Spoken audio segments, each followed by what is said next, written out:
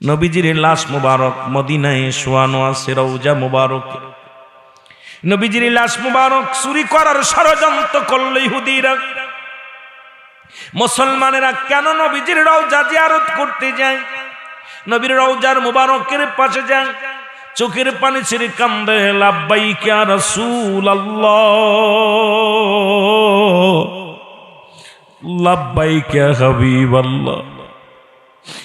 আল্লাহ, রাসূলের রওজার পাশে চোখের পানি ছেড়ে ছেড়ে উম্মতিরা কান্দে।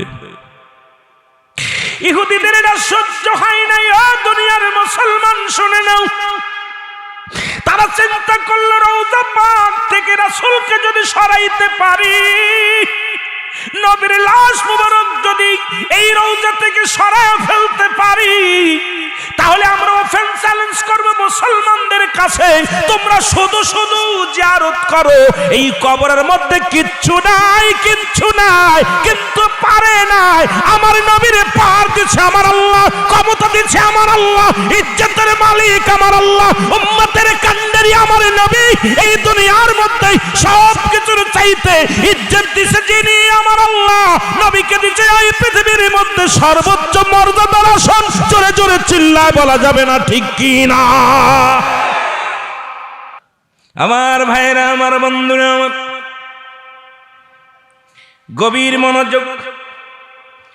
নুরউদ্দিন জংলি 557 খ্রিস্টাব্দে হিজরি সন 557 হিজরি সন নুরউদ্দিন হযরতে নুরউদ্দিন জংলি রাহমাতুল্লাহ, উনি শুয়ে আছে ঘুমের ঘরে। উনি প্রতিনিয়ত তাহাজ্জুদের নামাজ পড়তেন। ভালো করে খেয়াল করবেন, এক ওয়াক্ত নামাজ কাজা যেতেন না, একটা ফরজ তরফ করতেন না, একটা সুন্নাত ওয়াজিব ছাড়তেন না। রাসূলের মহব্বতে একজন যিনি ছিলেন, তার নাম আর কেউ নয়, বাজান তিনি ছিলেন তৎকালীন জামানায় একজন বাজান দেশের প্রধান প্রেসিডেন্ট, যার নাম হলো নূর হযরতে নুরউদ্দিন জংলি। জোরে জোরে চিল্লায়া বলা যাবেন আল্লাহু আকবার। 557 খ্রিস্টাব্দে, ভালো করে লেখা নিবেন, হিজরি সন কোন এক রাত্রের ঘটনা। হযরতে নুরউদ্দিন জংলি উনি কি করছেন? নামাজ পড়ছেন, তাহাজ্জুদের নামাজ পড়ে লম্বা মোনাজাত করেছেন, দোয়া করে আল্লাহর দরবারে চোখের পানি ছেড়ে কান্দে, মালিক ও, আমি নুরউদ্দিন জংলিকে তুমি ক্ষমা করে দাও, পৃথিবীর মধ্যে তুমি আমারে মাফ করে দাও আল্লাহ। আমি নবীর প্রেমে কান্দি, নবীজির সঙ্গে দিদার করায় দাও। হঠাৎ ঘুমের মধ্যে নুরউদ্দিন জংলির কামরার মধ্যে মুসলমান যখন শুয়ে আছে, হঠাৎ করে রাসূল আকরাম সাল্লাল্লাহু আলাইহি ওয়াসাল্লাম হাজির হয়ে গেছে গো। জোরে জোরে চিল্লা বলা যাবে না মারহাবা। নবীজি হাজির হইয়া ডাকবে, বলে নুরউদ্দিন জংলি, বাবা তুমি ঘুমাও, ঘুমের মধ্যে আসো। বাবা তুমি জলদি করে একটা কাজ করো, তুমি তাড়াতাড়ি আমি ঘুমায় আছি রওজা পাকে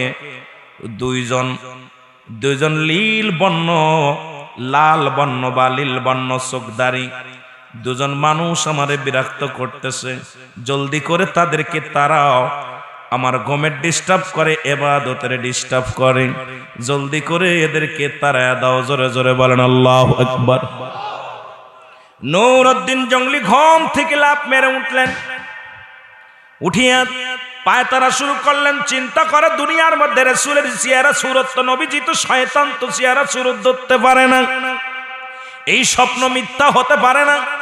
উনি চোখের পানি ছেড়ে কান্দে, মালিকের দরবারে, মালিক আমার নবীরে তুমি স্বপ্নে দেখাইলা, আর দুইজন লীলবর্ণ চোখধারী দুজন ব্যক্তি আমার নবীরে ডিস্টার্ব করে। এখন আমার নবী তো রওজায় শুয়ে আছে, এটা কি দেখলাম আমি, কি দেখলাম, কি দেখলাম আল্লাহ। উনি জলদি করে কি করলেন, ওযু গোসল সেরে নিলেন।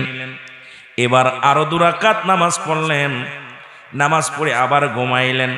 যখন আবার ঘুমের মধ্যে গেছে, আবারও ডাকতে বলে, আমার নবীজি নুরউদ্দিন জংলি, তুমি ঘুমাইতেছো? আমারে 2জন লীলবর্ণ চোখধারী 2জন ব্যক্তি আমারে খুব ডিস্টার্ব করে, তাড়াতাড়ি তাদেরকে তারাও, তাদের হাত থেকে উদ্ধার করো। জোরে জোরে চিল্লায়া বলেন আল্লাহু আকবার। আর একটু জোরে বলেন আল্লাহু আকবার। উঠে ডাক দে, পায়তারা শুরু করলেন, ঘুম আসে না। হারে রাহমাতুল লিল আলামিন আমারে ডাক দিছে, নিশ্চিত আমার নবীর রওজার পাশে কোন শত্রু লেগে গেছে। আমার নবীর লাশ মুবারকের উপরে কোন ব্যক্তি হস্তক্ষেপ করে, হয়তো নবীজির রওজার পাশে কোন দুশমন এসে গেছে রে। আমি কেমনে ঘুমাইব? নুরউদ্দিন জংলি অনেক চেষ্টা, ঘুমাইতে গিয়ে ঘুম আসে না, শুধু চোখের পানি ছেড়ে কান্দে আর কয়, আল্লাহ আমার নবীর চেহারা সুরত শয়তান ধরতে পারে না, এটা সত্য ঘটনা, এর মধ্যে কোনো সন্দেহ নাই। আল্লাহ তুমি দয়া করে মায়া করে আমার নবীদের রওজাখানা তুমি হেফাজত করো। আমার নবী হয়তো কোন মুশকিলের মধ্যে পড়ে গেছে, কোন বিপদের মধ্যে, কোন শয়তান দুষ্টর লোকে আশ্রয় পড়ে গেছে। এই জন্য আমি নুরউদ্দিন জংলির কাছে তাড়াতাড়ি আসছে তাদেরকে তুই দুশমনের হাত থেকে রক্ষার জন্য। জোরে জোরে চিল্লায়া বলা যাবে না মারহাবা? আর একটু জোরে জোরে চিল্লায়া বলেন আল্লাহু আকবার। আমার ভাইরা, আমার বন্ধুরা, আমার অনেকক্ষণ পায়তারা করলেন, পেরেশানিত ঘাম ঝরছে গা থেকে। আবার উনি নামাজ পড়লেন, আবার 2 রাকাত নামাজ পড়লেন। নামাজ পড়ে লম্বা মুনাজাত করলেন। মুনাজাত করে, আল্লাহ আমার নবীজির রওজা মুবারকের পাশে যে শত্রু লেগেছে তাদের থেকে আমাদেরকে হেফাজত করো আল্লাহ। চোখের পানি ছিঁড়ে ছিঁড়ে কাঁদতে লাগলেন। বাজান আবার যখন ঘুমের মধ্যে পড়ে গেলেন, বারবার 3 বার একই স্বপ্নে দেখলেন, নুরউদ্দিন বাবা, নুরউদ্দিন রে, আমি আমার রওজার পাশে 2জন আমার ব্যাঘাত করে, ঘুমের ব্যাঘাত করে, আমার ডিস্টার্ব করে, জলদি করে তাদের তারাও। ওই লীল বর্ণ 2টি চোখধারী মানুষ আমার ডিস্টার্ব করে। আমার ভাইরা, নুরউদ্দিন জংলি লাফ দিয়ে এবার ঘুম থেকে উঠলেন। পরপর 3 বার স্বপ্ন দেখলেন। কয়বার? জোরে বলেন কয়বার? 3 বার স্বপ্ন দেখলেন। এবার উনি লাফ দিয়ে উঠলেন। উঠিয়া চিন্তা করা, হারে একই স্বপ্ন আমি বারবার দেখি। এই লীলবর্ণ চোখ 2টা ওনার সামনে থেকে আর সরে না, লোক দূরে দেখায় দিছে। নবীজি হাত দিয়ে দেখাইছে, এই দেখো এই 2টি লোক আমার লাশ মুবারক চুরি করার জন্য আসছে, আমার ডিস্টার্ব করে, জলদি এদের হাত থেকে রক্ষা করো। জোরে জোরে চিল্লায় বলেন মারহাবা। আমার দাদু ভাইয়েরা শুনে নেন, নুরউদ্দিন জংলি বলেন, আমি দেখতেছি ওই 2টি লোককে বারবার চোখ থেকে সরানোর চিন্তা করি, কিন্তু সরাইতে পারি না। একবার মায়ার নবীর চেহারা মুবারক আমার চোখের সামনে এসে ভেসে যায়। আবার ওই 2টি লোক, যে 2টি লোককে রাসূল দেখাইছে, ওই 2টি লোক আমার সামনে বারবার এসে যায়। জোরে বলেন আল্লাহু আকবার। আর একটু জোরে বলেন আল্লাহু আকবার। সকাল হয়ে গেল। সকাল বেলা উনি ঘুম থেকে উঠলেন। ঘুম থেকে উঠে চলে গেলেন সকালবেলা জালালউদ্দিন বাজানরে, জালালউদ্দিনের কাছে চলে গেলেন। বাজানরে জালালউদ্দিন শাওলির কাছে যা হাজির হয়ে গেলেন, প্রধানের কাছে। জালালউদ্দিন শাওলি উনি ছিলেন তৎকালীন জামানার ওই রাজ্যের প্রধান। ওনার কাছে যেয়ে বললেন, হুজুর আমি কার সাথে পরামর্শ করব? কারণ আমার তেমন কোনো ব্যক্তি আপন মানুষ নাই, আমি এটা স্বপ্নে দেখেছি, আপনি আমার স্বপ্নের ব্যাখ্যাটা বলেন। এবার জালালউদ্দিন মাউলি বললেন, উনি বাউলি বললেন, হুজুর আপনি এখনো বসে আছেন, আপনি এখনো কেন অপেক্ষা করছেন? আপনি জলদি করে যান, জলদি করে রওনা হয়ে যান, মদিনায় রওনা হয়ে যান। নিশ্চিত আমার রাসূলের রওজার পাকে আমার নবীজির রওজা মুবারক নিয়ে ইহুদিদের চক্রান্ত শুরু হয়ে গেছে। আপনি জলদি করে যান, আর দেরি করেন না। জোরে জোরে চিল্লায় বলা যাবে না আল্লাহু আকবার। জালালউদ্দিন মৌলী বলে, হুজুর,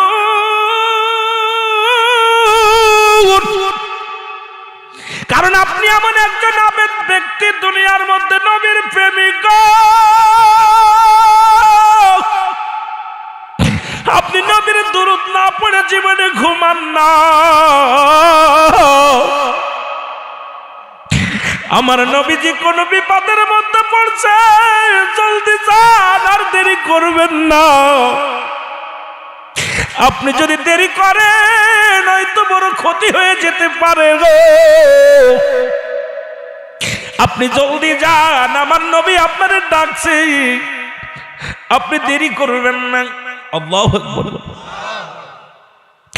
জালালউদ্দিন মৌলীর কথা শুনিয়া এ মুসলমান শুনে নাও, নুরউদ্দিন জংলি শুনে নেন ভালো করে। নুরউদ্দিন জংলি, এ মুসলমান, 16,000 সৈন্যদেরকে নিয়ে, 16,000 প্রশিক্ষণ প্রাপ্ত সৈন্যদের নিয়ে মদিনার দিকে রওনা হয়ে গেলেন। তায়েফ শহর থেকে বাজান এখান থেকে রওনা হইয়া মদিনায় যেতে 17 দিন সময় লাগলেন। কতদিন?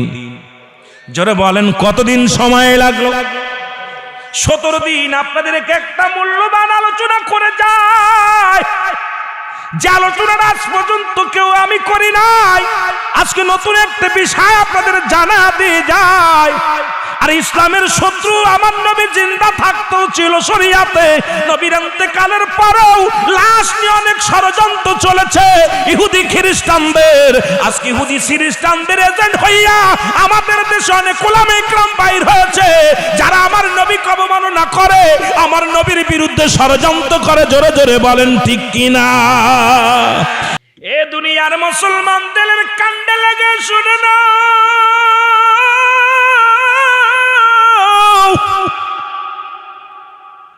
আমার ভাইয়েরা অনেক বিপুল পরিমাণ অর্থ নিয়ে, খাদ্য সামগ্রী নিয়ে,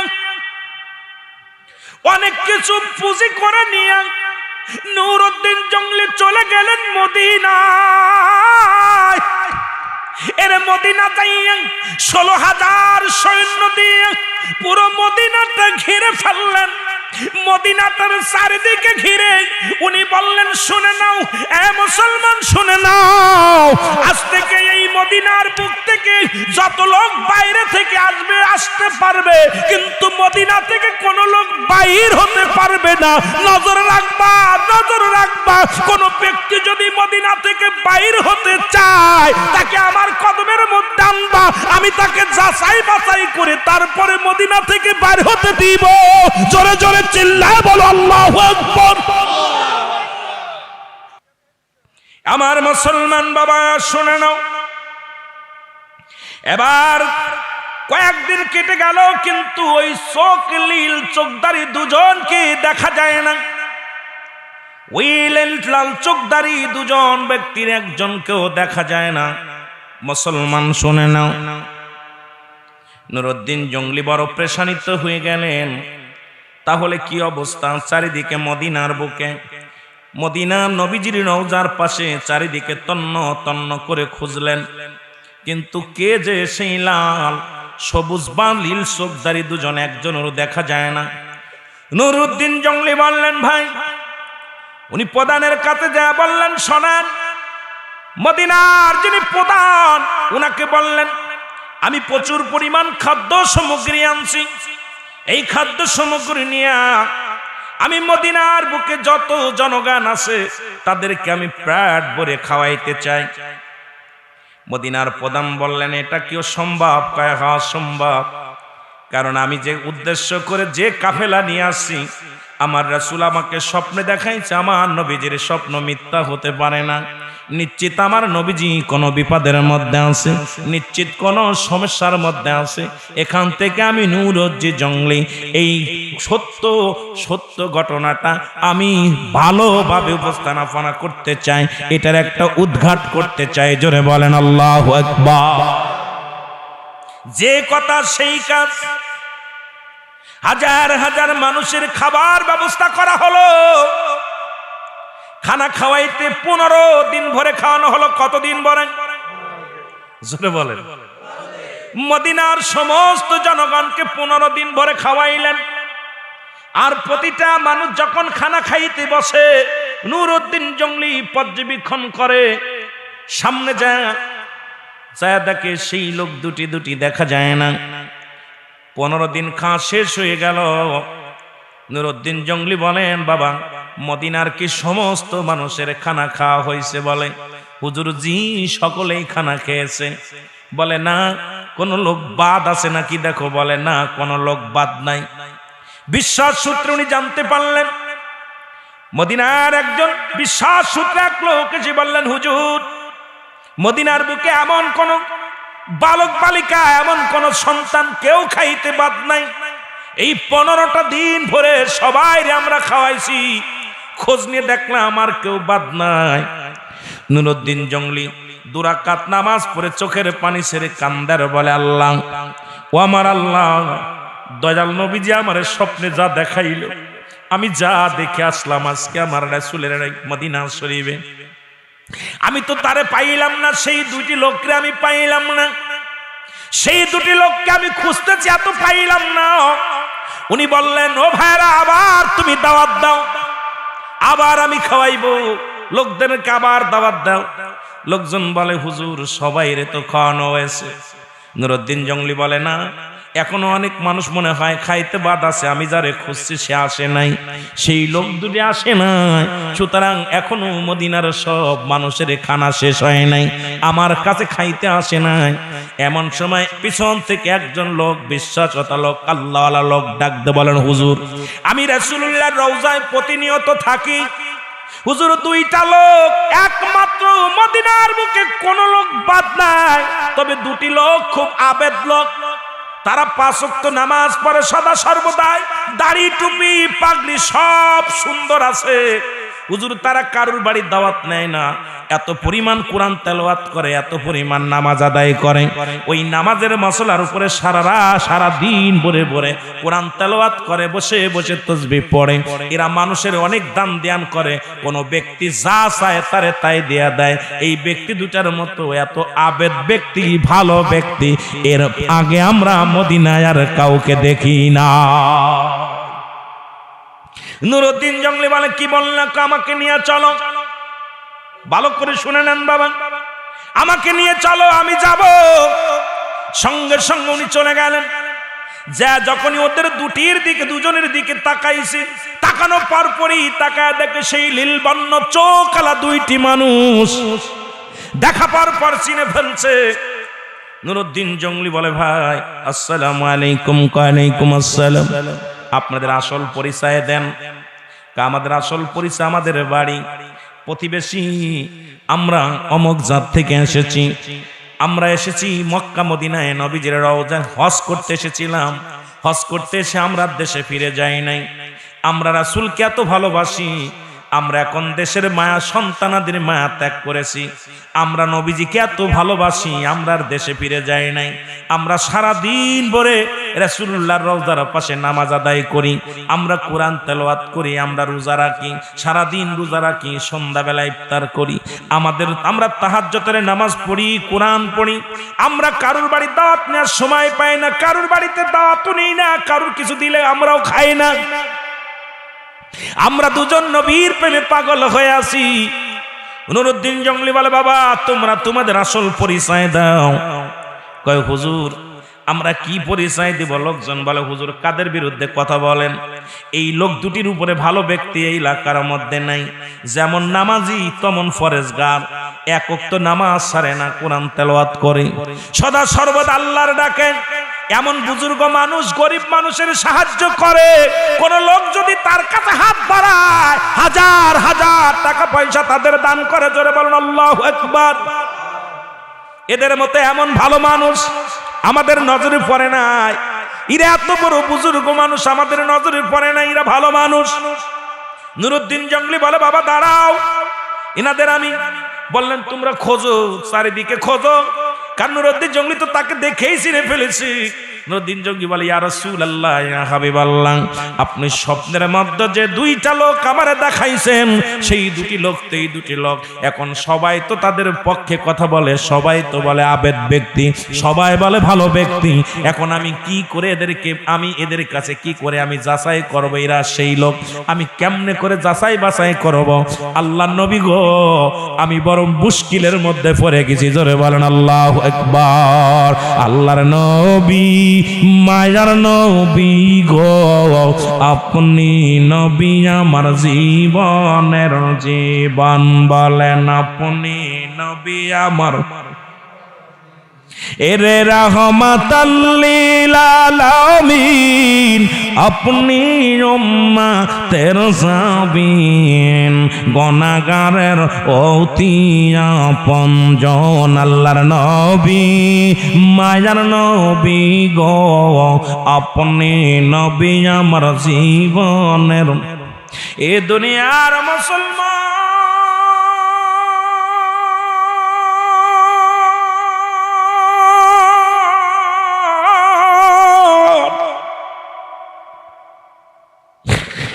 এরে আমার নবী নুরউদ্দিন ডাকতে বলে, নবী গো,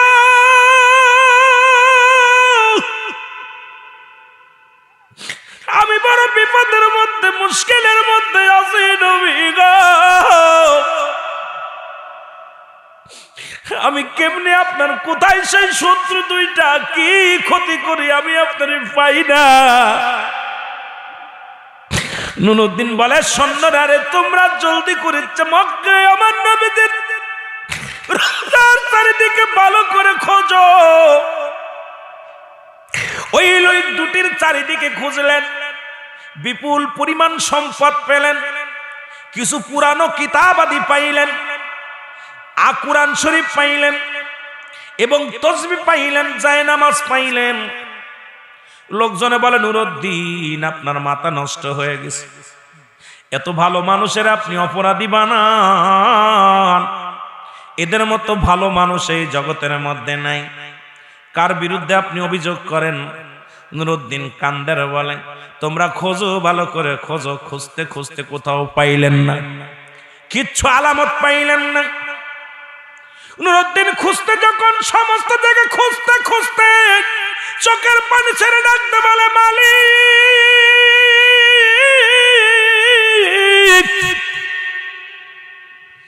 আমি তো মক্কা মদিনার বুকে কোথাও আর খুঁজতে বাদ নাই। রাসূলুল্লাহর লাশের সঙ্গে দুশমনি করে কে এই মানুষ দুটি খুঁজে পাই না, বড় বিপদের মধ্যে আছি। এমন সময় নুরউদ্দিনের সামনে নজরে পড়ে গেল দুটি জায়নামাজ, একটা চাটুর উপরে, একটা চাউলের উপরে জায়নামাজ বিছানো। হুজুর ডাকতে বলেন, তোমরা জায়নামাজ দুটি তোলো। সব জায়গা খোঁজা হয়ে গেল। এখন ওই দুটি লোক যেখানে সারা রাত ভরে বন্দেগি করে, সারা রাত ভরে তাহাজ্জুদের নামাজ পড়ে, দিন ভরে কোরআন তেলাওয়াত করে, ওই জায়নামাজ দুটি উঠাও। যখন নামাজের মশলা উঠাইলেন, উঠায় দেখে ভিতরে একটা বড় একটা বাজানডে কি করা, বড় একটা চাটুই দেয়া। নুরউদ্দিন জঙ্গলি বলে, চাটুইটা উঠাও। চাটুইটা উঠানোর পর দেখে ভিতরে বড় একটা পাথর দেয়া, বিশাল একটা পাথর, ছোট্ট মুখ সারে একটা পাথর দেয়া। নুরউদ্দিন জঙ্গলি বলেন, তোমরা পাথরটা উঠাও।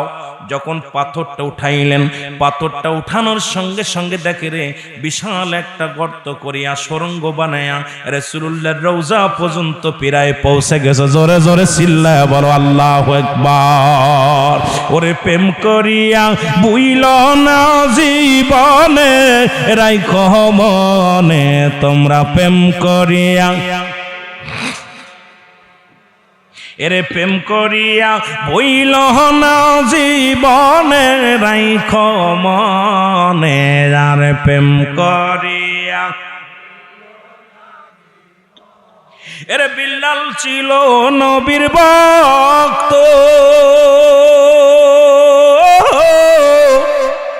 আজান দিত পঞ্চ ওয়াক্ত গো ওরে আজানেতে মিলত নবীর সনে হায় হায় আজানেতে মিলত নবীর সনে রাইখো মনে তোমরা প্রেম করিয়া বইল না জীবনে ভালো প্রেম করি রাইখো মনে আর প্রেম করিয়া এর নবীর আশেক পাগল গনে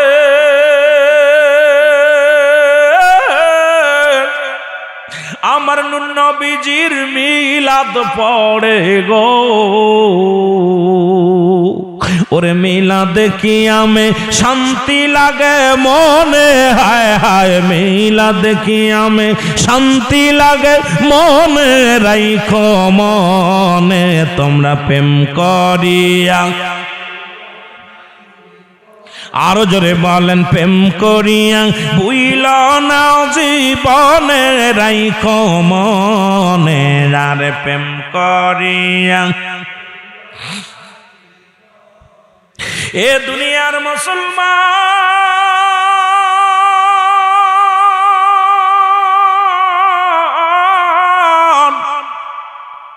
এই পাথরখানা যখন টান্দে উঠাইছে রে লম্বা একটা সরঙ্গর মুখ দেখতে পায় নুরুদ্দিন জঙ্গলি বলে এদেরকে জলদি করে গ্রেফতার করো শিকল পড়াও সঙ্গে সঙ্গে তাদের পায়ে হাতে শিকল দেয়া হলো তাদেরকে বাধা হলো বলে তোমরা তোমাদের আসল পরিচয় দাও বলে হুজুর আমাদের আসল পরিচয় আমরা পাশের রাষ্ট্রের আমরা ইহুদি সম্প্রদায় আল্লাহু আকবার বলেন আমরা এই মিশরের ইহুদি সম্প্রদায় আমাদেরকে বিপুল পরিমাণ অর্থ সম্পদ দিয়েছে আমরা এটা গরিবের মধ্যে বিলিয়ে দিই আমরা এটা পান করি খাই আর আমরা আমরা আদাবদ্ধ আমাদেরকে করাইছে রাসূলুল্লাহ মুবারক রাসূলুল্লাহ মুবারক চুরি করে এই রওজা থেকে যদি সরায়া তাদের হাতে দিতে পারি তাহলে আমাদের বিপুল পরিমাণ সম্পদ আমাদের দিবে আমাদেরকে লাল লাল বানায়া দিবে ধনী বানায়া দিবে এই জন্য আমরা লোভে পড়ি এই কাজটা করছি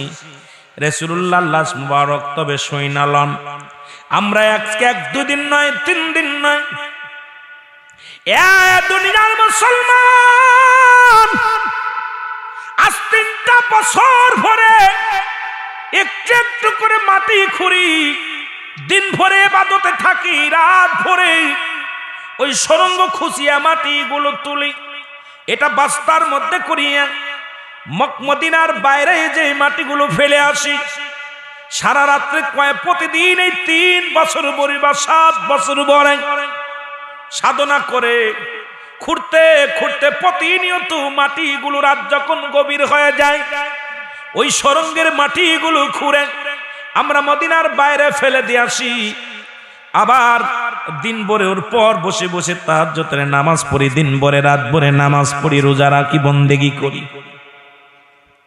হুজুর কিন্তু এতদিনের সফল হতে পারি নাই খুঁজতে খুঁজতে রাসূলুল্লাহ রওজা মুবারকের কাছাকাছি যখন চলে গেছি আমাদের কাছে এমন মনে হলো যেন মাটি আমাদেরকে চাপতে ধরে রাখবে আসমান জমিন যেন নড়া শুরু করেছে আমরা দেখেছি তখন দেখেছি পুরো মক্কা মদিনায় কাঁপন শুরু হয়ে গেছে গো দেখেছি আসমান জমিনের মধ্যে কেমন যেন একটু উল্টা পাল্টা হয়ে গেছে আমাদের ভয়ে গাটা শিরে উঠছে আমরা আর পারি নাই ওই পর্যন্ত রেখে দিছি আর খুঁজতে পারি নাই জঙ্গলি বাজান রে নুরুদ্দিন জঙ্গলি বলে ওদেরকে পাকড়া করা হলো এবার তাদের কি করা হলো মদিনার সমস্ত লোকজনদের খবর দিলেন লোকজনের আসলেন বলেন সমস্ত কথা বিস্তারিত তাদের সামনে বললেন নুরুদ্দিন জঙ্গলি বললেন ভাইরা আমার আমি আপনাদেরকে একটা কথা শোনাই রাসূলুল্লাহ মুবারক চুরি করার জন্য ইহুদিরা এসেছিল পাশের রাষ্ট্র থেকে ইহুদিরা এরকম রাসূলুল্লাহ লাশ মুবারক মদিনা থেকে সরানোর ষড়যন্ত্র করেছিল, মুসলমানদের ঈমান হরণ করার জন্য উঠে পড়ে লেগেছিল। এই কারণ তখন সবাই বললেন, নুরউদ্দিন জংলি ভাই, আপনার কাছে একটা মাত্র দাবি, আমার রাসূলের সঙ্গে, আমার রাসূলের দেহ মুবারক, রাসূলের লাশ মুবারক চুরি করার জন্য যেহেতু তারা ষড়যন্ত্র করেছে গো, তাদেরকে দুনিয়ার মধ্যে এমন কঠিন বিচার করা লাগবে যা দেখে যেন পৃথিবীর কোন মানুষ যেন আমার নবীর দিকে আঙ্গুল তুলে না তাকাইতে পারে, তাদের কঠিন বিচার করা লাগবে। জোরে বলেন আল্লাহু আকবার। বিচার হবে কি? তাদের হাতে পেয়ে সুন্দরভাবে শিকল দিয়ে মোড়ানো হলো, বাঁধা হলো। নুরউদ্দিন জংলি বলে, তোমরা খড়ি আনো, খড়ি আনা হলো, লাড়কি নিয়ে আসো। লাড়কি আনিয়ে আগুন জ্বালানো হলো।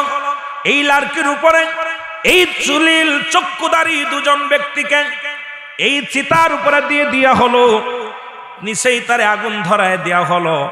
কোন কোন রেওয়াজের মধ্যে কোন কোন বর্ণনায় দেখেছি বাজান একদিন নয়, দুদিন নয়, এই আগুনটা দীর্ঘ 11 দিন পর্যন্ত জ্বলেছিল। আগুনটা জ্বলা অবস্থায় ছিল। এত বড় একটা আগুনের কুণ্ড বানানো হলো। এই আগুনটা 11 দিন পরে লিপসে, 11 দিন পর্যন্ত আগুনটা জ্বলেছিল। জোরে বলেন আল্লাহু আকবার। আমার ভাইরা, আমার বন্ধুরা, আমার ওই দুজনকে আগুন দিয়া পুড়ায়া চির শেষ করে দেয়া হলো। এবার বাদশা, মদিনার বাদশা নুরউদ্দিন জংলি বিপুল পরিমাণ ধন সম্পদ কি করলেন মুসলমান, কি করলেন ব্যয় করে 10,000 টন সীসা গলাইয়া রাসূলুল্লাহর রওজা মুবারক চারিদিকে বাজান রেখে রোয়া করে রাখলেন। রাসূলুল্লাহর রওজা মুবারকের চারিদিকে 10,000 টন মুসলমান শুনে নেন, এই পরিমাণ বিপুল পরিমাণ ধন সম্পদ বাজান কি করে অর্থ খরচ করে রুকি বাজান সীসা গলায়া রাসূলুল্লাহর রওজা মুবারক প্রাচীল করে রাখছে, যাতে করে আর কোনোদিন এমন দুর্ঘটনা না ঘটে। আমার ভাইরা, এখান থেকে আমরা প্রমাণ পেয়ে যাই ইহুদিরা আমাদের শত্রু ছিল, আজও পর্যন্ত আছে গো। ঢাকার শহর অধিকাংশ একটা মসজিদের ইমাম ধরা পড়ছে, তারা 10টা বছর ইমামতি করছে ইহুদি, তারা মুসলমান না। মুসলমানদের ঈমান নষ্ট করার জন্য তারা দাড়ি টুপি জুব্বা লাগাইয়া মুসলমানদের লিবাস পরে আমাদের মধ্যে উঠে পড়ে লাগছে, মুসলমানদের সর্বনাশ করার জন্য। আমার ভাইরা, বন্ধুরা আমার শুনে নেন, কারণ আমার নবীজি মায়ার নবী, হায়াতের নবী, আমার নবী, নবীদের নবী, রাহমাতুল লিল আলামিন। এ মুসলমান মদিনার বুকে শুয়ে আছে উম্মতের কান্ডারি, সেই নবীজির লাশ পর্যন্ত চুরি করার থেকেও রেহাই করতে পারে নাই দুনিয়ার মানুষ। এত নিকৃষ্ট হয়ে গেছে, এত বাজানলে মানুষগুলো, এত মানুষ অধিপতন লাগছে। আজকে সমাজের দিকে তাকান, শুধু বদমাইশ আর বদমাইশ আর বদমাইশ। নবীর দুশ্মন, নবীর দুশ্মন। ইহুদি নাসারা খ্রিস্টানরা যত ক্ষতি না করছে, তাজ্জাপা আলেমের জালেরা বাজান রে, এই আলেম নামে সুর যারা, তারা রাসূলুল্লাহর দুশ্মন। দাড়ির মধ্যে নবী, টুপির মধ্যে নবী, পাঞ্জাবির মধ্যে নবী, অন্তরের মধ্যে নবী নাই। নবী না থাকার কারণে নবীর বিরুদ্ধে উল্টো পাল্টা স্লোগান দেয়। জোরে জোরে বলেন ঠিক কিনা? আমার ভাইরা, অনেক লম্বা ইতিহাস। এই লাশ-চুরির কাহিনী যদি বলতে যাই, বিস্তারিত যদি বলতে যাই, লম্বা ইতিহাস।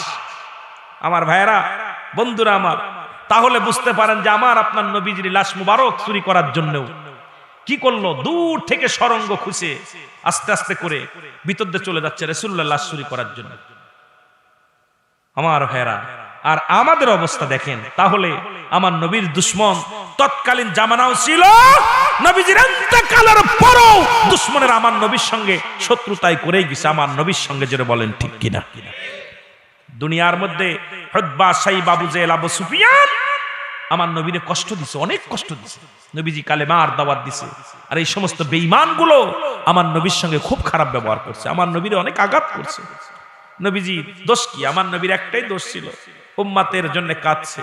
একটা অপরাধ কালেমার দাওয়াত, একটা অপরাধ তার উম্মাতদেরকে সত্যের পথ দেখানো, আল্লাহ আল্লাহ রাসূলের পথ দেখানো, এটাই তার অপরাধ। সে তো বাড়ির জন্য মার খায় নাই, গাড়ির জন্য মার খায় নাই, মার খেয়েছে নামাজের জন্য, মার খেয়েছে কালেমার জন্য, মার খেয়েছে ইসলামের জন্য, মার খেয়েছে সত্যের জন্য। সেই সত্যের পথে থাকার দরকার আছে কি না? আরো জোরে বলেন আছে কি না? আমার ভাইরা, ওরে সালাতু সালাম জানাই, সালাতু সালাম জানাই আপনার পরে নবী গো, আমরা গুনাহগারে নবী গো। এরে মহব্বতে বলেন সালাতু সালাম জানাই, সালাতু সালাম জানাই আপনার পরে ও নবী গো, আমরা গুনাহগারে নবী গো। এরে আমরা গুনাহগার গো নবী, আমরা গুনাহগারে ও নবী, আমরা গুনাহগার গো নবী, আমরা গুনাহগার ও নবী গো, আমরা গুনাহগারে। বলেন সালাতু সালাম জানাই, সালাতু সালাম আপনার পরে ও নবী গো, ও নবী গো আমরা। ও নবী আপনি তো আল্লাহর হাবিব,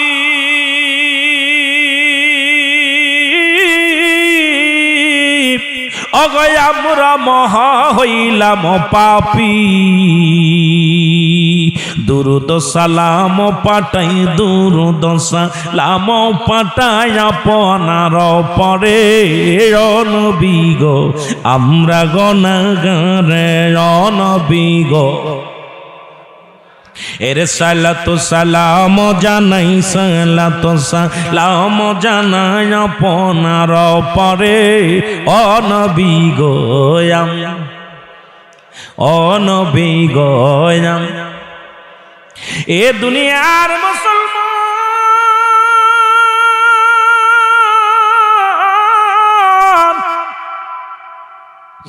আমি বলতেছিলাম এই নবী লাগবে, কবরে নবী লাগবে, মিজানে নবী লাগবে, ফুলসিরাতে নবী লাগবে, ইয়াউমুল কিয়ামতের ময়দানে। দাদু ভাইয়েরা কথাগুলো বললে পারে, অনেক কথা এসে যায়। তৎকালীন জমিনের মধ্যে একজন যুবক, বাবার এই লাচ্ছরের মধ্যে থাকলে অনেক সময় নষ্ট হয়ে যাবে। তৎকালীন জামানায় একজন যুবক রাসূলুল্লাহর কদমের মধ্যে ডাকতে বলে, নবী গো,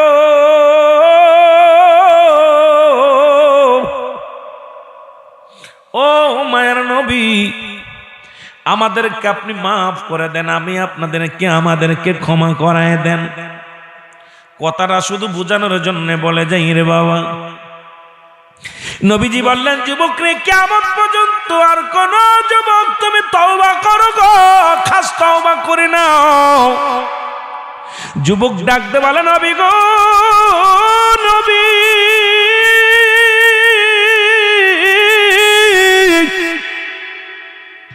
আমি যুবক যদি তওবা করি আমার আল্লাহ কি আমারে মাফ করে দিব? নবী বলে, যুবক রে, তুমি বেশি বেশি করে তওবা করো। যুবক বলে, নবী গো, আমি এত বড় গুনাহ করেছি, এত বড় অপরাধ করেছি, এই পৃথিবীর মধ্যে আমার গুনাহ আল্লাহ মাফ করবেন না। নবী কয়, যুবক রে, তুই তওবা কর, তওবাকারীকে আল্লাহ ভালোবাসে, তওবাকারীর গুনাহ আল্লাহ মাফ করে দেয়। যুবক ডাকতে বলে, নবী গো, আমার মতো অপরাধী কোনদিন ক্ষমা পাবে না। নবী বলে, যুবক রে, তুমি এমন কি অপরাধ করেছ? যুবক বলে, নবী গো, আপনি কি জানেন না মক্কা মদিনার জমিনে যত কাফনের কাপড় চুরি হতো, দাদু ভাইরা শুই না ল, একটু দিলের কান্ডা লাগায় শোনো। নবী গো, মক্কা মদিনার জমিনে যত কাপনের কাপড় চুরি হতো কবর থেকে, আপনি শুনছেননি? নবী কয়, হারে যুবক, পৃথিবীর মধ্যে মানুষ এত নিষ্ঠুর হয়ে যায়, মানুষ কেমনে এত বড় নিষ্ঠুর হয় রে? জীবনের শেষ বিদায়ের 3টা পোশাক এইটা খুলিয়া নিয়ে যায়। মানুষের কি দিলে কোনো মায়া দয়া নাই? এই জীবনের শেষ বিদায়ের পোশাক কানা কেমনে খোলে নাই? যুবক চোখের পানি ছেড়ে ডাকতে বলে, নবী গো,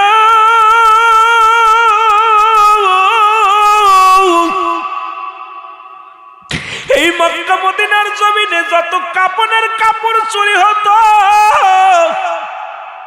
এই সমস্ত কাপড়গুলো আমি যুবক চুরি করতাম। নবী গো, মরা মানুষ কবরে শুয়ানো পর ওই কাপড়ের কাপড়গুলো আমি যুবক চুরি করতাম। নবী ডাক দেখায়, যুবক রে, তুই কত বড় অপরাধী। আরে যুবক, দুনিয়ায় কি অন্য কোনো কাজ পাস নাই? মানুষ বিদায়ের পরে জীবনের শেষ 2টি পোশাক, আরে তুই কবরে যাবার পরে রে ওই 3টা কাপড় খুইলা নিলি। তুই কি আর দুনিয়ার মধ্যে কোনো কাজ পাস নাই? যুবক বলে, নবী গো,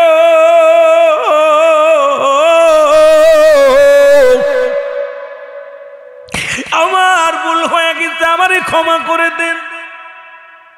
ইয়া রাসূলুল্লাহ, ইয়া হাবিবাল্লাহ, আমারে কি আল্লাহ মাফ করবো?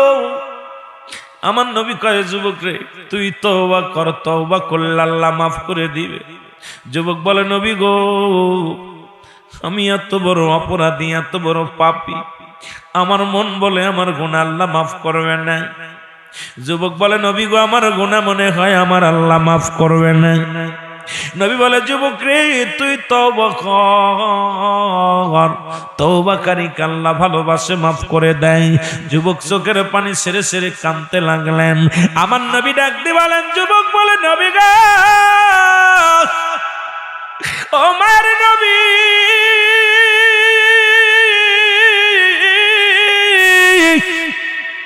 আমি শুধু কাপড়ের কাপড় চুরি করি নাই, এর চাইতে নগণ্য জঘন্যতম অপরাধ আমি করছি।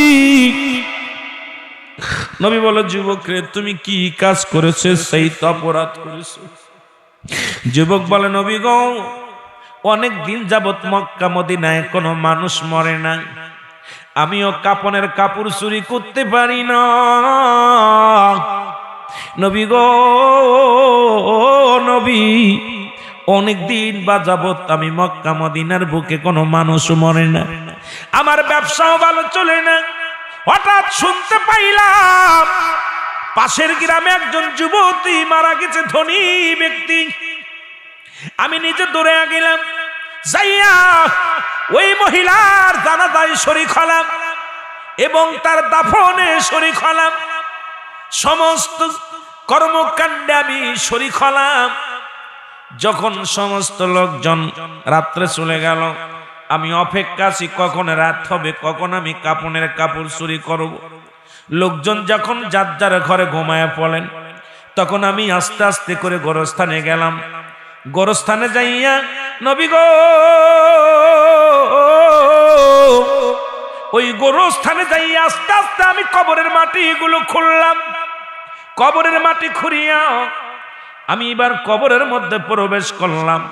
প্রবেশ করিয়া মহিলার গা থেকে 3টা কাপড় খুলে নিলাম, 3 টুকরা কাপড় খুলে নিলাম। নবী গো, খুলে নিয়ে যখন কবর থেকে উঠতেছিলাম, কে যেন আমারে ডাকতে বলে, যুবক রে, সারা জীবন কাপড়ের কাপড় চুরি করলি, আজকে যার কবরে ঢুকছি একবার তাকায়া দেখ।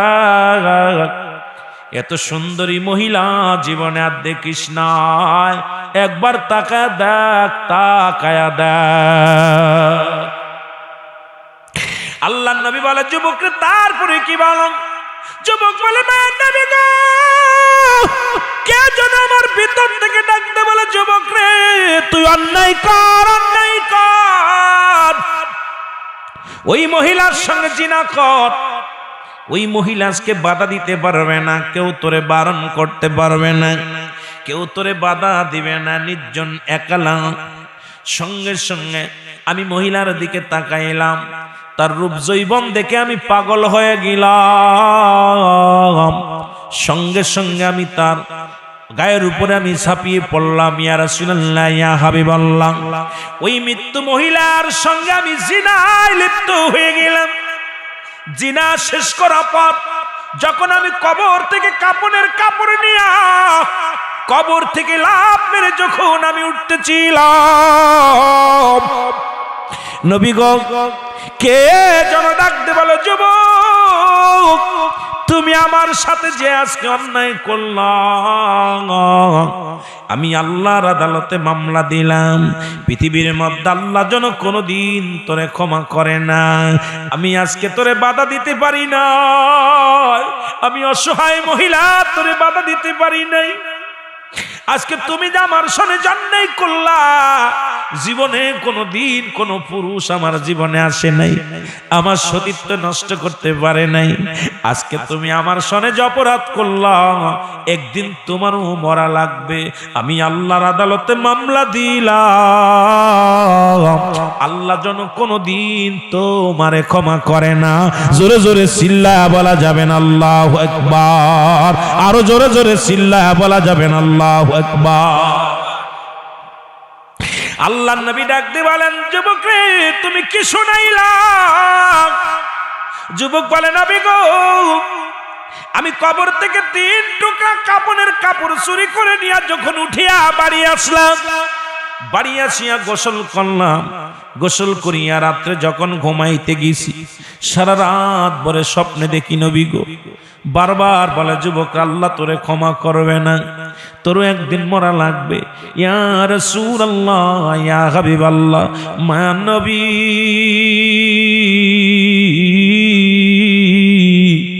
আপনি আমারে ক্ষমা করে দেন, আমারে তওবা করে দেন। আমার নবী ডাক দিয়ে বলে, যুবক রে তুমি দূর হয়ে যাও, আমি তোমার চেহারা দেখতে চাই না। তুমি এত বড় নগণ্য কাজ করলা, তুমি এত বড় অপরাধ করেছো, তোমার চেহারা আমি দেখতে চাই না। আমার বাবারা শুই না লও, আজকে আমার দাদু ভাইয়েরা শুই না লও। যুবক কাঁদতে কাঁদতে বিদায় হয়ে গেল, চোখের পানি ছেড়ে কান্দে আর বলে, আমি পাপী অপরাধী মওলা তোমার দয়া। বলে না, আমি পাপী অপরাধী মওলা তোমার দয়া। এরে তুমি যদি না করো ক্ষমা,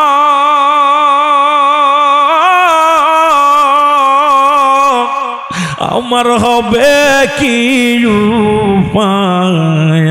আমি পাপী অপরাধী আল্লাহ তোমার দয়া। এ যুবক বন্ধুরা রে, শোন রে, এ তো গেল তৎকালীন জামানার ইতিহাস। বর্তমান বাংলাদেশে 90% মুসলমান। সেই দেশে ঢাকা মর্গের মধ্যে, ঢাকা মেডিকেল মর্গে লাশ কাটা ঘরে জিনা হয়। চট্টগ্রামে মর্গে লাশ কাটা ঘরে জিনা হয়।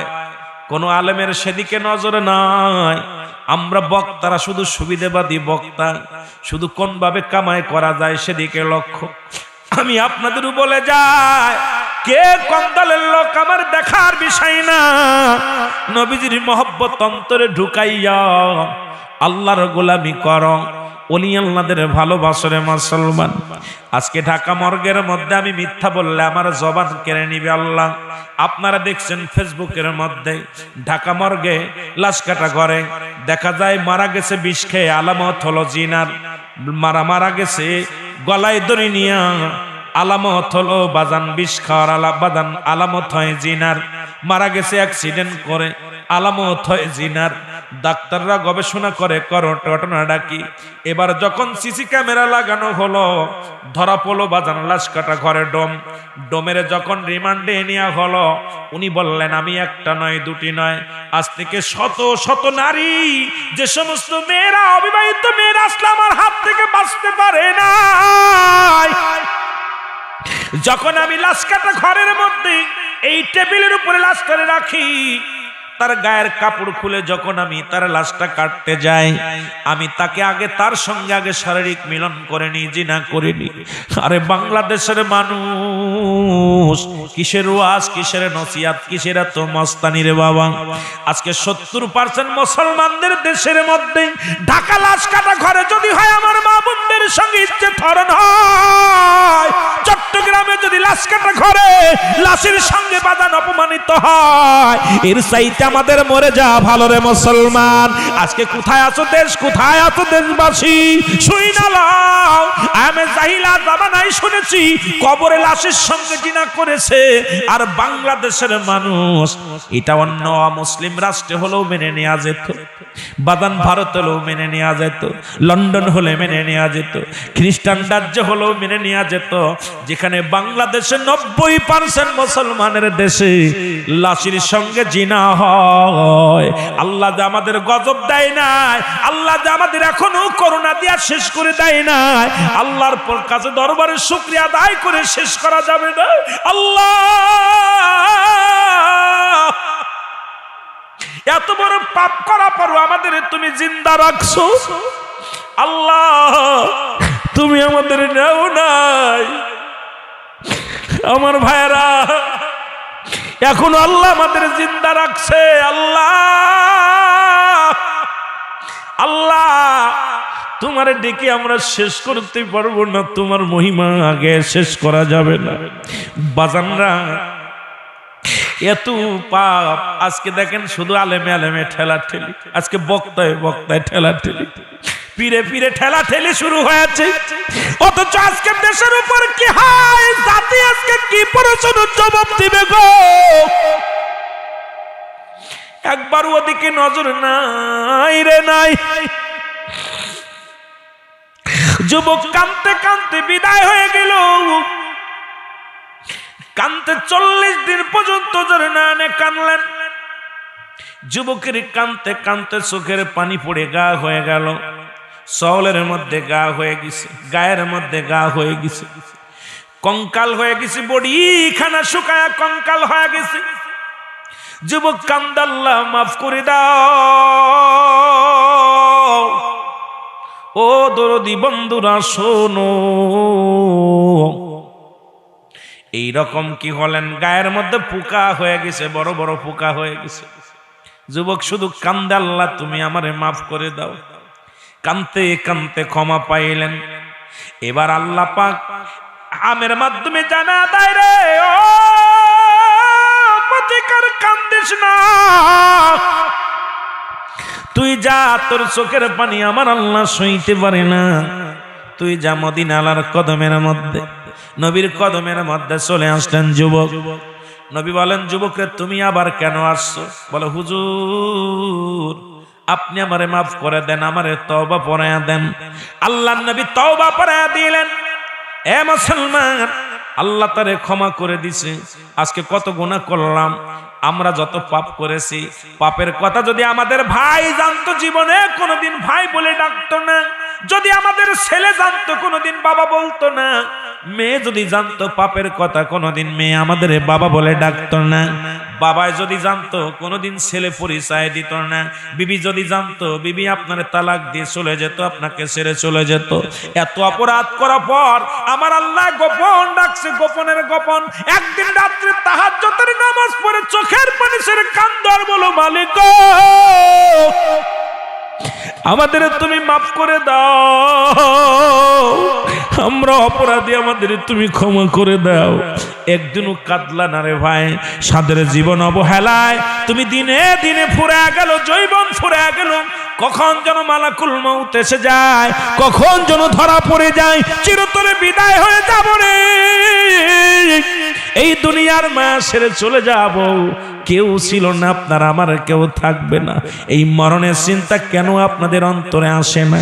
আমি আপনাদেরকে বলে যাই বাবা, এত ওয়াজ নসিহত কত শুনলাম, এখনো পর্যন্ত ঈমান তাজা করতে পারলাম না। আল্লাহর দরবারে কানবেন আর বলবেন, আমার আল্লাহ আমরা পাপী, আমরা গুনাহগার, আমাদেরকে আপনি মাফ কইরা দেন। জোরে জোরে চিল্লা বলা যাবেন আল্লাহু আকবার। আমরা তৎকালীন জামানায় শুনেছি কবরের মধ্যে জিনা হয়েছে, আর বাংলাদেশে ওফেন দেখতেছি লাশ কাটা করে জিনা হয়।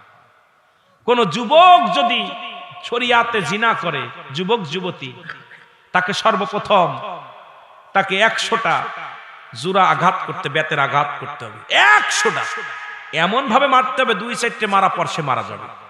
মারা যাওয়ার পর তাকে কবর দিতে হবে। কবর দেওয়ার পর বাকি অংশটা তার কবরে চালাতে হবে, বেতের বাড়ি। আর বিবাহিত পুরুষ, বিবাহিত মহিলা যদি জিনা করে, তাদের শাস্তি হলো তাদের নাভি পর্যন্ত মাটির নিচে পুঁততে হবে, বুক পর্যন্ত বা নাভি পর্যন্ত, মাজা পর্যন্ত পুইতা পাথর নিক্ষেপ করতে হবে।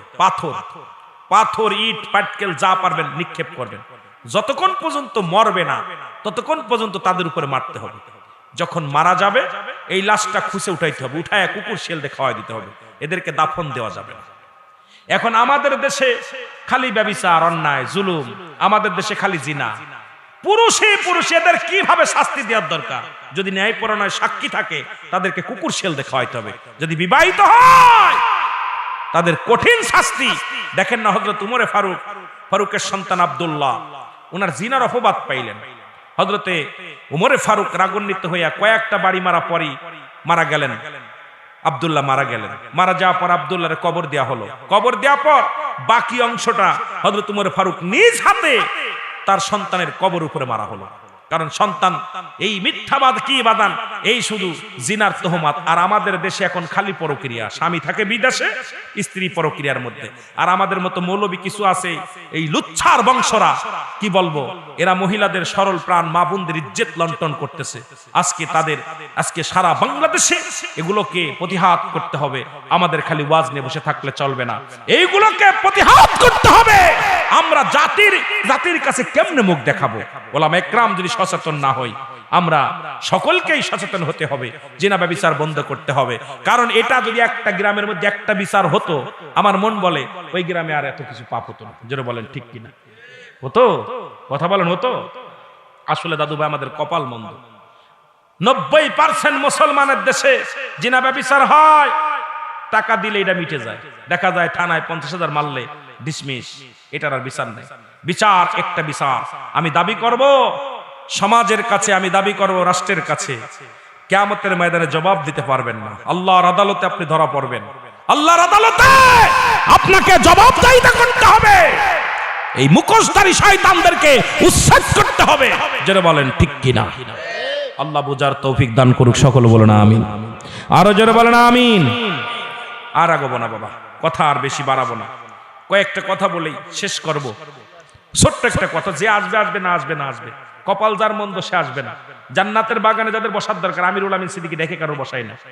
আমি ওয়াজের মুড, আপনারা শুনবেন ওয়াজ সারা জীবন। ওরা গানে হইলে আগে বসতো, গানের প্যান্ডেল হইলে সামনে এসে বসতো।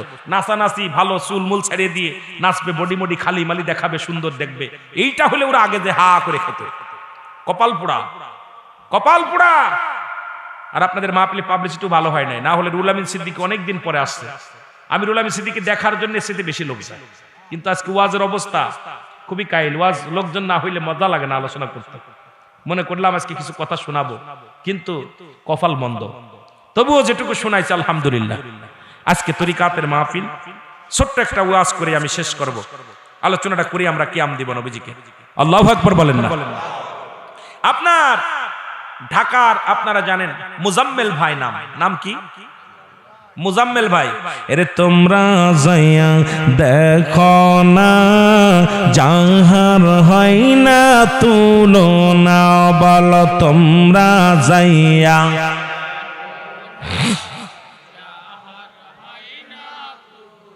এর ফরিদপুরের 18 ফরিদপুরের ও গো পীর কামেল সেই একজনা, বলো পীর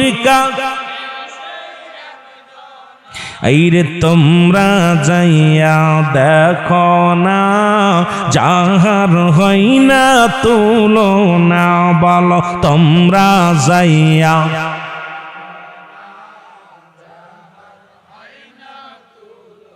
ও সে পাঞ্জে গানা নামাজ পড়ে 30 কুরআন বুকে ধরে পাঞ্জে গানা নামাজ 30 কুরআন বুকে ধরে তসবিহ হাতে আল্লাহ জপে তসবিহ হাতে মুরিদ নামের দেওয়ানা তোমরা আইসা দেখো না যাহার হয় না তুলনা বল তোমরা আইসা দেখো মোহাম্মতে বলেন না ফরিদপুরে রাত রশিতে ফরিদপুরে পীর কামেল সে একজন বলো পীর কামেল সে আইরে তোমরা যাইয়া দেখো না যাহার হয় না তুলনা বলো তোমরা যাইয়া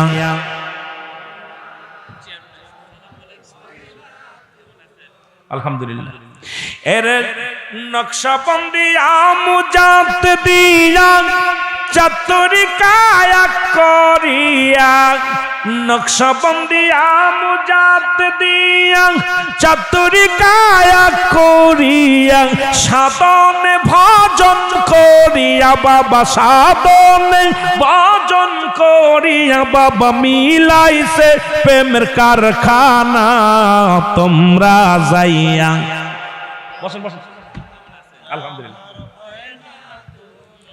মারহাবা বলেন তোমরা যাইয়া দেখো না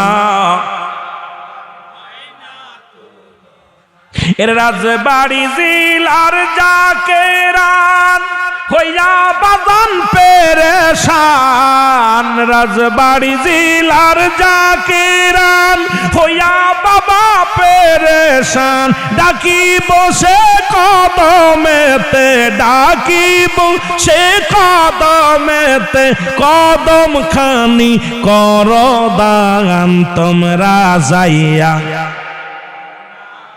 যাহার হয় না তুলনা বল তোমরা যাইয়া ভবসাগরের পার কান্ডারি জাকির গণকে দাইরে পারি ভবসাগরের পার কান্ডারি জাকির গণকে দাইরে পারি পাপি তাপি সন্তান বাবা আল্লাহর নামে মস্তানা তোমরা যাইয়া যাহার হয় না তুলনা বল তোমরা যাইয়া ফরিদপুরে রাত রশিতে ফরিদপুরে পীর কামেল সে একজন বল পীর কামেল সে আইরে রাজা রাজা মহারাজা দয়াল বাবা খুদে খাজা চাইলে বাবা সব কিছু দেয় চাইলে যায় সব কিছু দেয় খালি হাতে ফিরায় না তোমরা যাইয়া যাহার হয় না তুলনা বল তোমরা যাইয়া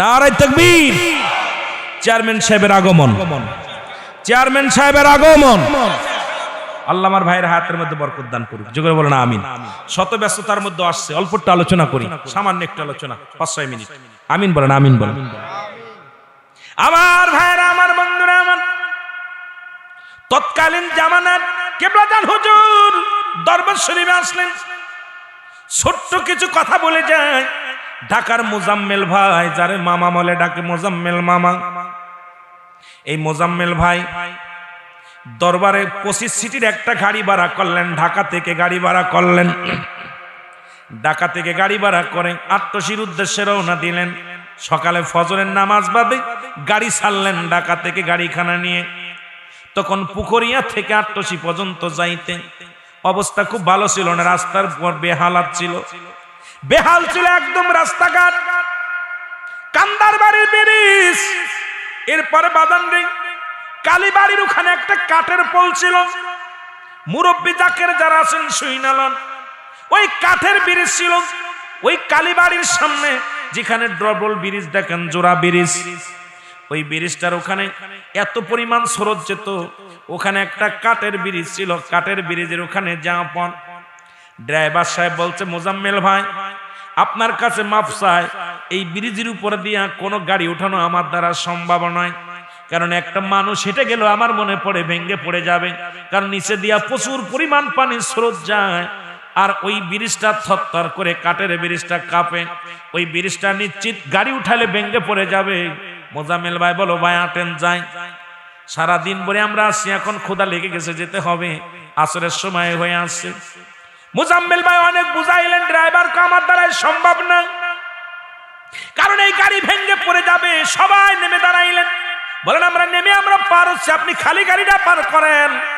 ড্রাইভার সাহেব বললেন না, সম্ভব না। এরপরে যা সম্ভব নাই, হঠাৎ করে বাজান কয়েক ঘন্টা ধরে ধরে দাঁড়ানোর পর অনেক অনুরোধ করলেন, ড্রাইভার শুনলেন না, দাঁড়ায় আছে। হঠাৎ করে ড্রাইভার লাফ দিয়ে গাড়িতে উঠলেন, গাড়িতে উঠিয়া গাড়ি স্টার্ট করে আস্তে আস্তে করে কাঠের পোলটা পার হয়ে গেছে। জোরে বলেন মারহাবা। ও পারে যখন গেছে, জাকের ভাড়া দৌড় দৌড়ায় যে গাড়ির মধ্যে উঠছে। গাড়ির মধ্যে উঠা পর ড্রাইভার সাহেব বলছে, সবাই উঠছেন? কয় হ্যাঁ উঠছে, টানো গাড়ি টানো।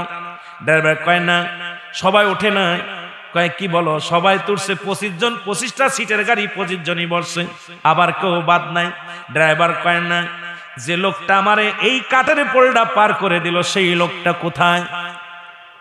মোজাম্মেল ভাই কয় কি বলেন? কয় হ্যাঁ, আমি যখন দাঁড়ায় আছি এই জায়গা, ওই লোকটা কানে কানে এসে বললেন, মোজাম্মেল ভাই কানে কানে বললেন, ড্রাইভার সাহেব আমার জাকেরা সকালবেলা খানা খেয়ে বাইর হয়েছে, অনেক কষ্ট করে, আপনি দাঁড়ায় আছেন, আপনার আমার জাকেরদের পেটে ক্ষুধা, অনেক কষ্ট করতেছে, আপনি পার করে দেন।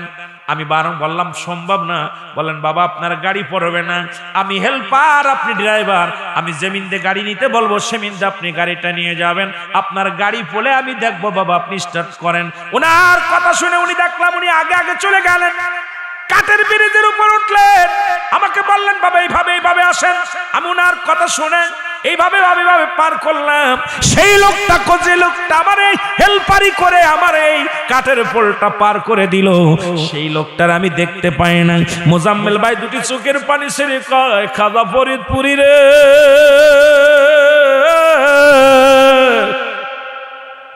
আমার ভরসা কেবল তুমি রে। আরে জলদি টান দে ড্রাইভার, আর বুঝতে বাকি নাই। তাকবীর দিছে, নারায়ে তাকবীর, আল্লাহু আকবার, খাজা ফরিদপুরি জিন্দাবাদ, নারায়ে রিসালাত ইয়া রাসূলুল্লাহ। চলে গেলেন দরবারে, নামাজ হলো। নামাজ শেষ করার পর কিবলা জান হুজুর সবাই টিকিট নিয়ে খানা খাইলেন। দরবারে খানা খাওয়া হলো। মোজাম্মেল ভাই নালিশ দেওয়ার জন্য ড্রাইভারকে সঙ্গে করে ওই 25 জন একত্রিত হইয়া যখন নালিশ দিতে গেছে, কিবলা জান হুজুরের উজদা শরীফে বসে আছে বড়ই তোলা। মোজাম্মেল ভাই নালিশ দেয়, হুজুর আজকে একটা ঘটনা ঘটছে। হুজুর বলেন বাবা কি হয়েছে? বলে বাবা এই ঘটনা।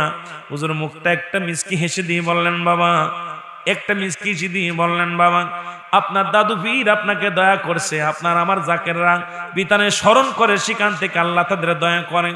যান বাবা আগে খানা খেয়ে আসেন। খানা খাইছেন নি? কয় হুজুর খানা খেয়েছি। হুজুর বললেন যান বাবা। এটা বলা পর যেইবার বাজান দেখ যাই দারব কোঠা ড্রাইভার সাহেব পিছনে দাঁড়াইছিলেন, উনি পিছন থেকে ডাকতে বলে, মোজাম্মেল ভাই যে লোকটা আমারে ভেলপারি করে নদী ওই খানটা আমারে কাঠের পোলটা পার করে দিছে, উনি ওই যে বসে আছে চেয়ারের মধ্যে, উনি সেই লোক। উনি আমারে বলছে বাবা আপনি গাড়িটা স্টার্ট দেন, আমি আপনার হেলপারি করে পার করে দেব, আপনার গাড়ির কিছু বলে আমি বুঝে দিব, আমার জাকেরদের কষ্ট দিবেন না। আমারে আর চিনতে বাকি নাই, ওই লোকটা আমার গাড়িটা পার করে দিছে। জোরে বলেন মারহাবা। এর গাউসুল আজম ফরিদপুরি, গাউসুল আজম আউলিয়ার সরদার, তোমাকে দিয়াছেন আল্লাহ।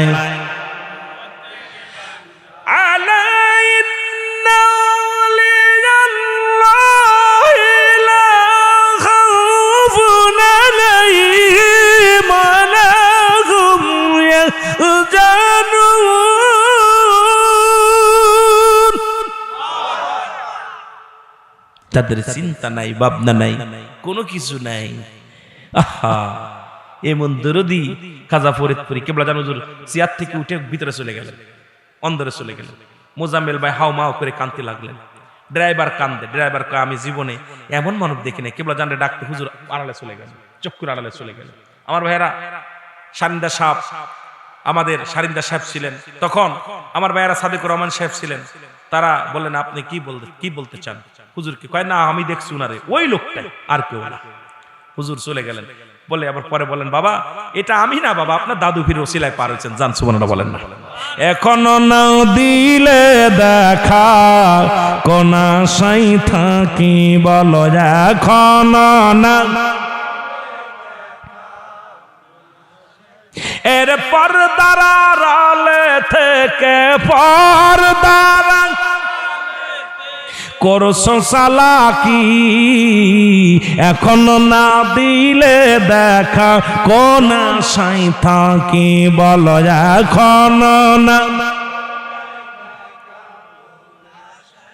এরে এক ঘরেতে দুজন রায় সদাই দেখা দেখি হয়, এক ঘরেতে দুজন রায় সদাই দেখা দেখি হয়। আরে আমি কাঙ্গাল বৈশায় আসি, আমি কাঙ্গাল দিদার না পাইছি, এখন না দিলে দেখা কোন আশায় থাকি বলো, এখন না। এর পর্দার আড়ালে থেকে বাজান, পর্দার আড়ালে থেকে করছো চালাকি, এখনো না দিলে দেখা কোন আশায় থাকি বলো, এখনো না। এর মইরা গেলে পাবো দেখা, আমি মইরা গেলে পাবো দেখা কেমন বুঝি, এখনো না দিলে দেখা কোন আশায় থাকি বলো, এখনো না। এরে আমি দয়াল কান্দি বসে, আমি দয়াল কান্দি বসে দেখা দাও আমারি, পর্দার আড়ালে থেকে করছো চালাকি বল, পর্দার আড়ালে থেকে। আলা ইন্না উলাল্লাহি লা ইয়ামুত, আলা ইন্না উলাল্লাহি লা ইয়ামুত। আল্লাহর ওলিরা ইন্তেকাল করে না, পর্দা আনিছে। আল্লাহ যেন ওলি আল্লাহ খাতিরে আমাদের উপরে দয়া করে, জোরে বলো না আমিন, আরো জোরে বলো না আমিন। আল্লাহ বুঝার তৌফিক দান করুক। অনেক লম্বা ইতিহাস ছিল, আর আমিরুল আমিন সিদ্দিকী তো বাস্তববাদী বক্তা, বাস্তবকার নিয়ে আলোচনা করি বেশি, তরিকাতের কিছু কথা বললাম। কারণ সদা সর্বদা জাকিরদের অনেকে বলি, কেউ কেউ আটশির হুজুর আটশির ওয়াজ করে, সরমনার হুজুর সরমনার ওয়াজ করে, মানিকগঞ্জের হুজুর মানিকগঞ্জের ওয়াজ করে। আরে বেড়া, এটা করতে আসি নাই, কারণ আইসি সমাজ জাতির জন্য, সকলের জন্য। আমিরুল আমিন সিদ্দিকী আমার নবীর প্রেমিকদের জন্য। আমি আল্লাহর গোলাম, আপনারাও গোলাম। আমার নবীর ভালোবাসার প্রেমের মালা আমরা সবাই গলায় পড়তে চাই। আমার আটশির হুজুর হিদায়াতের মালিক না, সরমনার হুজুর হিদায়াতের মালিক না, আপনার তাবলিগ জামাতের আমির হেদায়েতের মালিক না, আপনারও তাবলিগ কিসের বাদান ওই জামাত ইসলামের আমির অনু হেদায়েতের মালিক না। হেদায়েতের মালিক আমার আল্লাহ, জোরে বলেন ঠিক কিনা? হেদায়েতের মালিক আমার নবীজিও না। নবীজি যদি হেদায়েতের মালিক হইতো আবু জাহেল্লা কালেমা পড়ে মুসলমান হতো। কথা কয় না কেন? নবী যদি হিদায়াতের মালিক হতো, আমার কেবলাদান হুজুর এই জন্য বলতেন, বাবা আমার আল্লাহ পাক পাঠাইছে, আমি পাহারাদার, এই দরবারের পাহারাদার আমি। সুতরাং বাবা আমি আপনাদেরকে বুঝাইতেছি, মানা না মানা আপনাদের ব্যাপার। কেবলাদান হুজুর বলতেন, বলার পর বলতেন, বাবা মানা না মানা আপনাদের ব্যাপার, আমি শুধু এই দরবারটা পাহারাদার। আল্লাহ এই দরবারের মালিক আমার আল্লাহ, এই দরবার পরিচালনা করে মদিনাওয়ালা, আমার রাখছে পাহারাদার। আমি পাহারাদার হয়ে আপনাদেরকে বলতেছি, দ্বীনের দাওয়াত দিতেছি, রাসূলুল্লাহর মহব্বতের কথা বলতেছি, মানা না মানা আপনাদের ব্যাপার। এই জন্য হেদায়েতের মালিক কে? হেদায়েতের মালিক আল্লাহ। এই জন্য বাবা আমাদের দেশে অনেক পীর সাহেব আবার হেদায়েতের মালিক হয়ে গেছে। কথা বুঝলেন? হা হা, এসব বন্ধ করো, বন্ডামি বন্ধ করো, আল্লাহ আল্লাহ রাসূলের মহব্বত অন্তরে পয়দা করো। আমরা নবীজিকে একটু সালাম জানাই, নবী